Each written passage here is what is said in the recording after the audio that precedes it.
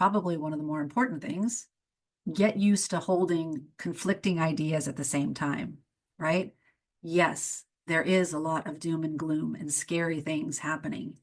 And there's a lot of good in the world. There's a lot of people fighting the good fight and showing up for each other. So let's hold on to both of those ideas and hold space for both of those ideas. And don't feel guilty about finding joy. It is imperative. Find it when and where you can, and hold on to hope and share it with others.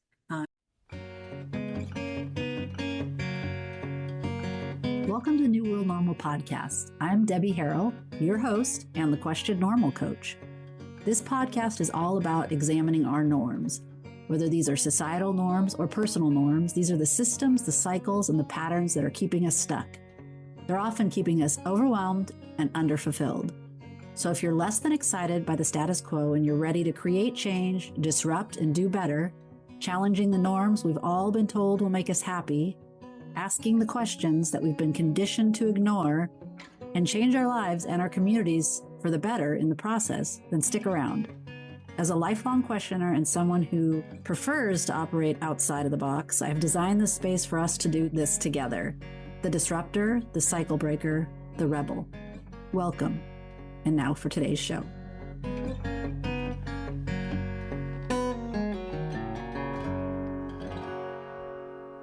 Hello, and welcome back to New World Normal Podcast. It's me, Debbie. Since today is another one of our solo episodes, there is not much need for additional introductions. So let's just get started. If you are new here, this is New World Normal, where we are questioning normal, creating change, and we are disrupting normal and doing better. Today's episode was inspired by a TikTok that I posted the week of the inauguration. It seemed to resonate with a lot of people, and afterward, I kept thinking of things I wish I had said. And honestly, I just believe this conversation deserves more space. So here we are to talk about it a little further. I actually think that this conversation will continue for the foreseeable future. If you're wondering what we're talking about, we're talking about how to stay engaged and informed without losing our minds. Because let's be real, the phrase unprecedented times has been so overused that it's practically lost all meaning. But here we are, still navigating uncertain times, still trying to figure out how not just to survive, but continue to create meaningful change. Even when it feels impossible, it feels exhausting, it feels overwhelming. So today I'm sharing a framework that I've developed for myself, and it came from the initial thoughts I had on election night when I learned the news that Trump had won again. The ideas are born from agreements I made with myself in that moment, agreements to stay engaged, avoid the cycle of outrage, and figure out how to do that in a way that is sustainable and hopefully helpful. So this episode is for you if you are also someone who wants to remain informed and engaged, and you want to be part of solutions rather than just reacting to the constant chaos. If you are someone who has decided to completely check out, I get it, but I would encourage you to listen anyways. Maybe there's some way that you might hear that would help you remain engaged, even if it's a small way. And if you, like me, are a white-bodied person who is tempted to disengage because it's all just too much, I invite you to reconsider. I believe now more than ever, it's important for us to step up and take an active role in undoing some of the systems that we have benefited from, but are actually doing harm to other people and us, quite frankly. On that note, I am a white, cisgendered, able-bodied woman, and my perspectives come from that lens. I acknowledge that privilege, and I am committing to using it in service of meaningful change whenever and wherever I can. If anything I've just said has made you feel uncomfortable, I would encourage you to get curious about that discomfort. Where is it coming from? Is it a familiar feeling? Is it serving you in any way? My intention for saying these things is not so that it feels like judgment. I'm aware that we all have a lot going on, that everyone's circumstances and bandwidth are vastly different. My hope is that you receive what I'm saying as an invitation. This invitation isn't about perfect. It's not even about right or wrong. I honestly don't think there is a right way to respond to the circumstances we are experiencing. But this is an invitation for you to consider if there is a way for you to remain informed and engage in ways that are safe, sustainable, and helpful. So, how are we going to do that? Let's talk strategy. How do we stay informed and engaged without burning out? How do we show up as our best selves when the world is a complete and total dumpster fire? I believe it starts with intention and a plan. So, first, what is your intention? Why do you want to remain informed and engaged? For me, I feel like getting stuck in the cycles of chaos and outrage, it makes me feel overwhelmed. And I know when I'm able to take action in any small way, it feels more empowering and it helps me feel more regulated. So for me, it's important to be at least attempting to be part of solutions, coming up with ideas of how things can be better instead of regurgitating all the problems that we're facing. So that's my intention. What is your intention for remaining informed and engaged? And then, second, I would encourage you to come up with a plan. Information is very important. How are you going to get that information? Where are you going to get it? A lot of us, myself included, spend a significant time on social media. And although that's not inherently bad, but if we engage on social media regularly without any intention or plan, it can quickly become overwhelming, right? You just get bombarded from all sides. So here's a few things that I recommend when coming up with a plan for how you're going to get your information is decide where you're going to get your information from. Are you going to do traditional news sources, television, cable news, articles from periodicals that you know and trust? You can also do podcasts, newsletters, and you can use social media if you are careful and intentional about it.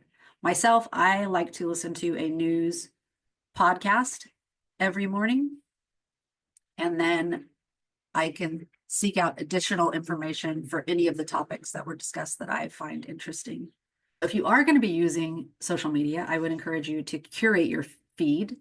If certain accounts, organizations consistently send your nervous system into overdrive, feel free to mute or unfollow them. Now, this isn't about creating an echo chamber for yourself. This is about making sure you're not letting yourself get derailed and bombarded unnecessarily. You can also diversify your sources. If one platform feels particularly toxic, looking at you, Meta, explore alternatives like Blue Sky, Substack, or go directly to independent news sources. The nice thing about having so many social media platforms and options is you can use each one differently, right? Like maybe you use Facebook to keep in touch with friends and family. You can use Substack as a personal journaling tool, or also consuming longer form articles and newsletters from sources that you have vetted and that you trust, right? And if and when, because I know we're mostly all on social media, when you are on there, keep a few things in mind. Before you share or reshare an article or a post, pause, take a beat. It's so easy to get caught up in the outrageous headlines and instinctively hit share. But before we're amplifying any content, I would encourage you to ask yourself something I'm asking myself: is this true or is it inflammatory clickbait? Despite what Mark Zuckerberg said, fact checking does matter. So check your sources, find it in alternative sources, and confirm that people are saying the same thing. Is this post helpful? Does it provide solutions, or is it just fueling outrage? And is this the best way I can contribute? Sometimes it is. Sometimes it is just sharing a story that you feel is important for other people to know about. That is helpful as long as the story is presented in a way that's not inflammatory or sensationalized or, quite frankly, triggering. Because let's be honest, mainstream media, social algorithms all profit from our rage. So I feel like we can all work together, not feed that beast. Number 3, let's stay connected. Building community is important and helpful and regulating. Engagement doesn't mean strictly consuming news. It can mean participating in solutions or brainstorming alternative ways. And this is easiest in community. Now, community can be local activist groups. It can be online activist groups. It can be online spaces that align with your values. It can be as easy as having conversations with your neighbors again, connecting with coworkers and friends. Having a space to vent and share frustrations can also be helpful, but be careful not to get stuck in that outrage cycle. If I'm also mindful of if you are in an area where it's not safe to openly engage. I'm thinking of a good friend of mine who is a blue dot in a deep red state. Online communities can be just as valuable as in real life communities. You're not alone. You can find someone just about anywhere. And if you're having difficulty finding an online community to connect with, we do have one associated with this podcast. We do book clubs, pop-up challenges, and workshops focused on personal growth at the intersection of social change. So if that's something you're interested in, please reach out. I'll get you on the list. We are starting a book club right now. Our first book is definitely about distraction. We are reading a feel-good novel because we need to tune out sometimes. This brings us to number 4, and that is prioritize self-care. This is important all the time, but I feel like it's especially important in the current climate we are in. I know it gets thrown around a lot. I'm not just talking about bubble baths, although it can be a bubble bath if that's something that's going to help you feel better. I'm talking about taking care of yourself in ways that feel sustaining so that you can keep showing up for yourself, for your family, for your community. I'm talking about self-care as a strategy. So I would have you ask yourself, what helps me feel like me? When do I feel most empowered? What are the things I need to do to help me maintain that feeling of groundedness and balance? And am I checking in with myself regularly? Because you can start the day out great and get bombarded or happen upon a few news stories that can deregulate you completely and quickly. So you're going to be needing to check in regularly and adjusting as necessary. For me, self-care often looks like not overscheduling myself. I know we often get caught in that cult of busyness where we just want to say yes to everybody and everything. I have found that is not the best for me. So I function better when I have a little breathing room in my schedule. Other things I like to do are move my body, and that can look different every day, right? Because I'm checking in with myself. What do I need today? What does my schedule allow for today? It could be a quick stroll around the block. It could be a strenuous hike. It might be something as quick and easy as a dance party in my kitchen. Something to move that energy through our body. We don't want the frustration and the overwhelm just getting stuck and stagnant. I'm rolling my shoulders as I'm saying that because that's where it shows up for me a lot. And then I am mindful of my media consumption, not including news, right? We've already created a plan for news, but we also consume other media. What are we watching? What are we streaming on Netflix? Some nights I will intentionally tune in because I have the bandwidth and I maybe heard about a new documentary I want to check out, learn more about a certain topic. And other nights I give myself permission to completely check out. Silly, rom-coms, comedy, again, that comes from checking in with myself regularly and knowing what my bandwidth is ready for and yeah, what's going to work for me that night. I also send out a newsletter on Fridays with recommendations for both. It will have a tune in streaming offer and a check out streaming offer. So if you want to get on that newsletter, reach out, let me know. And then we are to number 5. We are aware that the sheer volume of the shitstorm coming out of this administration is by design. They know there's no possible way we could pay attention to everything. So I would encourage you to pick a cause or two, maybe 3. I wouldn't go much further than that. Pick a cause or topic that's near and dear to your heart, one that's closely aligned to your core values, what's important to you, and do your best. That's right. This isn't about perfection. Do your best to stay focused on that. Maybe you can connect with people in your community, whether that's an online community or in real life, who have the same interests or concerns. Or maybe you connect with people that have different interests and concerns so you can collaborate and share information. Remember, this isn't about right or wrong. Let's figure out strategies that work for ourselves and our communities. Do what feels good and helpful. And then finally, for myself, I am committing to staying engaged. So I would encourage you to stay connected to your intention, your why it is you want to be engaged and informed. Keep that close. You need to check in with it regularly to remind yourself, because it's going to get overwhelming. It's not going to be easy. This is going to be difficult.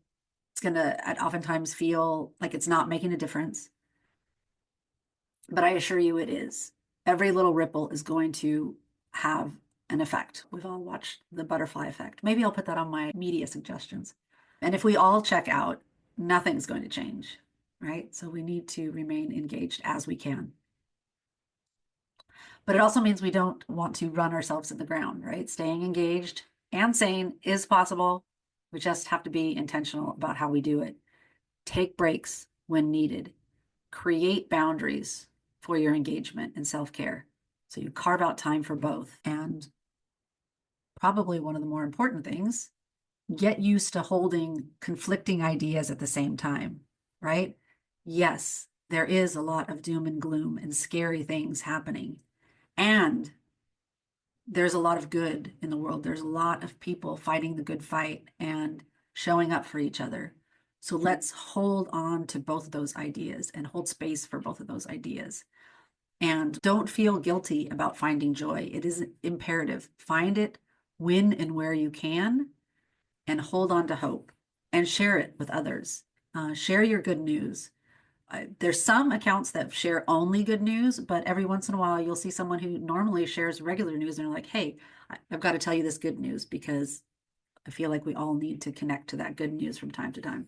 I would ask you, what is one step that you're willing to take? Can you take that today? Can you do it right now? Action is regulating for our nervous system, and it's empowering and infectious, and what's the word I'm looking for? It can be self-perpetuating too, right? We start the Rolling Stone, gathers, no, an object in motion stays in motion. I don't know. Physics people, let me know what that saying is. And how can you show up that's a sustainable way? How can you show up without burning yourself out? And let's keep this conversation going. You can connect with me on social media. I hang out more than I should on Instagram and TikTok. You can join our community, get on my newsletter, and let's figure this out together. You can also head to my website. There's a space to comment attached to every episode. And until next time, keep questioning, keep disrupting, and keep taking care of yourself. Oh God, take care of yourself, please. And find that joy. Oh, yeah. One other thing. In the next couple weeks, I will be hosting a free course, free program, free boot camp, Resilience in a Batshit Crazy World. I do not have the sign up link yet. As soon as it is ready, I will throw it in the show notes. If you are listening before it is in the show notes, hit the send me a text link in the show notes and reach out on any of the social medias. All right, take care. Thank you so much for being here and for listening to the New World Normal podcast. I really appreciate each and every one of you. Hope you enjoyed what you heard today. And if you did, feel free to head over to Apple or Spotify and leave us a review. It's a very easy way to help us get the word out about the show. And if there is anyone in your life who might benefit from hearing the information that we shared today, please send them this episode. Let's get the word out that normal isn't always better. A lot of times it's what's keeping us overwhelmed and underfulfilled. Let's keep questioning it together. Thanks again.